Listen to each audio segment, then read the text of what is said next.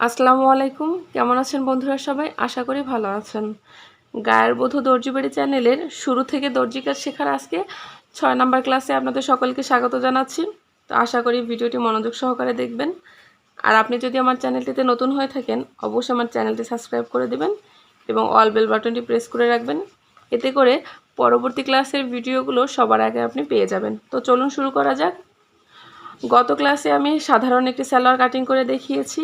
আজকে হচ্ছে একদম সহজ নিয়মে এবং সঠিক নিয়মে প্লাজো কাটিং করে দেখাবো। তো অবশ্যই আমার কথাগুলো মনোযোগ সহকারে শুনবেন।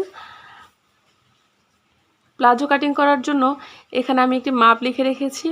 মাপটির লম্বা হচ্ছে 42 ইঞ্চি, হাই 14 ইঞ্চি, পায়ের মোহরি হচ্ছে 10 ইঞ্চি।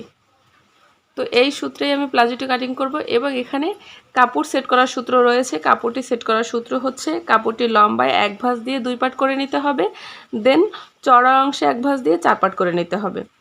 এবং হাইয়ের একটি মাপ রয়েছে, এই মাপে আপনি সকল সাইজের প্লাজো কাটিং করতে পারবেন। এতে করে আমাদের যে সাইড থেকে কুঁচকে থাকে সেটা থাকবে না। তো চলুন প্রথমে হচ্ছে আমি পেপারের উপরে গ্রাফস করে দেখিয়ে দিচ্ছি, পরবর্তীতে একই মাপে আমি পেপার কাটিং করে দেখিয়ে দিব। তো প্রথমে আমি লম্বার মাপ নিয়ে নিচ্ছি। লম্বা হচ্ছে 42 ইঞ্চি।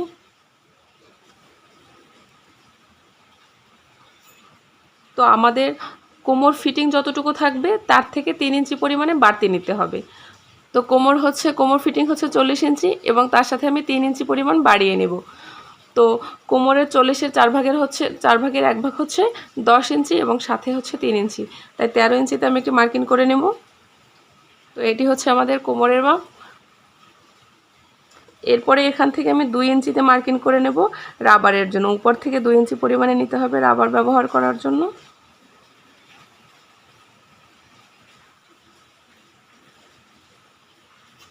এটি হচ্ছে রাবারের জন্য। এরপরে নিচ থেকে আমি হাইয়ের মাপ নেব। তো এই কর্নার থেকে হাইয়ের মাপ নিতে হবে। হাইয়ের মাপের সূত্র হচ্ছে যতটুকু পরিমাণে সালোয়ার লম্বা থাকবে তার থেকে 3 ভাগের 1 ভাগ নিতে হবে হাইয়ের জন্য। সেটা যে কোনো সালোয়ারের জন্য একই মাপ নিতে হবে। এতে করে আমাদের সালোয়ার টান পড়বে না এবং কুঁচকে থাকবে না, কোনো সমস্যা হবে না পরবর্তীতে। তো আমাদের সালোয়ারের লম্বা হচ্ছে 42 ইঞ্চি এবং 42 ইঞ্চির 3 ভাগের 1 ভাগ হচ্ছে 14 ইঞ্চি, তাই আমি এখানে 14 ইঞ্চিতে একটি মার্কিং করে নেব।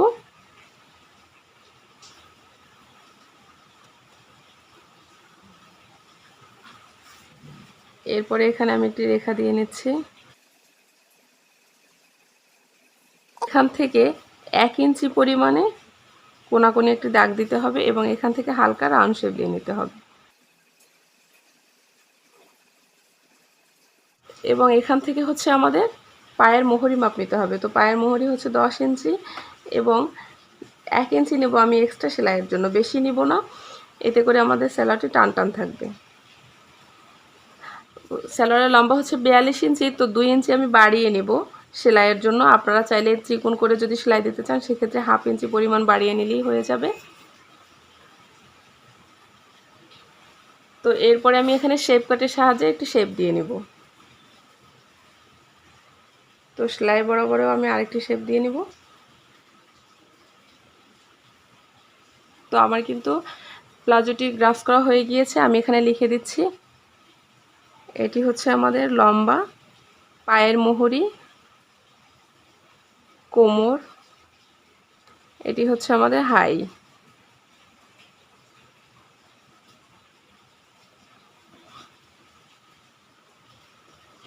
তো এই মাপে আমি পেপার কাটিং করে দেখিয়ে দিচ্ছি। তো দেখুন প্রথমে আমি একটি পেপার নিয়েছি, পেপারটিকে লম্বার অংশে একটি ভাঁজ দিচ্ছি, দেন চওড়া অংশে আরেকটি ভাঁজ দিয়ে 4 পাট করে নিচ্ছি। তো লম্বা হচ্ছে আমাদের 42 ইঞ্চি এবং 2 ইঞ্চি নিচ্ছি এক্সট্রা সেলাইয়ের জন্য। তো এরপরে হচ্ছে উপর থেকে আমি 2 ইঞ্চিতে একটি মার্কিং করে নেব রাবারের জন্য।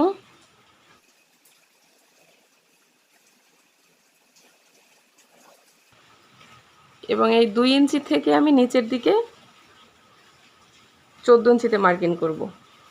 তো আমাদের পায়ের মোহরি হচ্ছে 10 ইঞ্চি।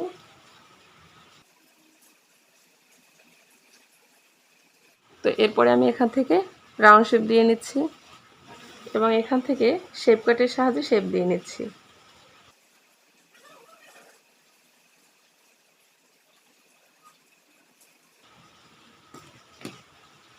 তো এই মাপ অনুযায়ী আমি কাটিং করে নিচ্ছি।